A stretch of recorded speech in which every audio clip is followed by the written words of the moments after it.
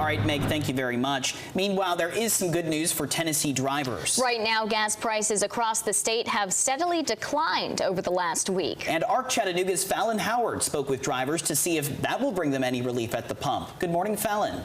Good morning, Dane and Hannah. After climbing above $4 a gallon because of the tensions with Iran, gas prices are now trending lower. AAA says price differences at the pump often come down to when stations purchase their fuel. Meanwhile, some local drivers say they're shopping around at multiple stations to find the best deal. Depending on when that gasoline was purchased, depending on what that station paid for that gasoline, we're going to see those differences even at the hyper-local levels. And we expect that. Generally, when we see bigger changes in crude oil pricing, it does take a couple of days, to a week to see that reflected across the state. If you take a look at this graphic, AAA says gas prices fell 21 cents on average. The Tennessee gas price average is now $3.93, which is 3 cents less expensive than 1 month ago.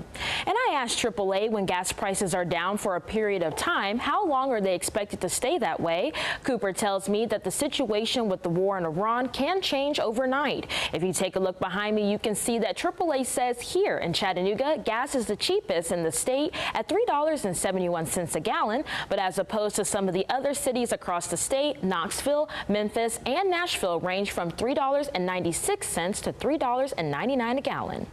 Oh yeah, definitely going to different places. A lot of times Sam's Club or like Food City, they seem to have, better perks, should I say. So it's just been really difficult trying to find some cheap gas because everything's so expensive right now.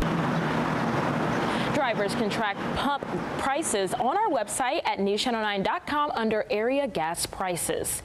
Just yesterday, guys, I was at the Circle K, and you've seen multiple people pulling up to the gas pump. It was $3.93. You also have, regular premium gas, but a lot of the people that I spoke with said that they were relieved, that they really just hope things with the war calm down so that they can do everyday necessities like food, driving their kids to extracurriculars, things of that nature. Well, obviously, we just heard from Meg Doyle out there in Georgia how the state's gas tax suspension is set to end today. Now, we don't know if the governor will extend it again another 2 weeks potentially, but when we look at that, obviously a lot of people from Tennessee, as we'd reported here on ARC, we're actually seen going down to Georgia for those cheaper gas prices. In the meantime, now that that could be ending and Hamilton County sees some lower gas prices, I'm wondering if the script is going to be flipped and we're going to see Georgia drivers actually heading up to Tennessee to Yeah. If you've been heading to Georgia to get those cheaper prices, today, as we said, is your very last day. Maybe make the drive over that way.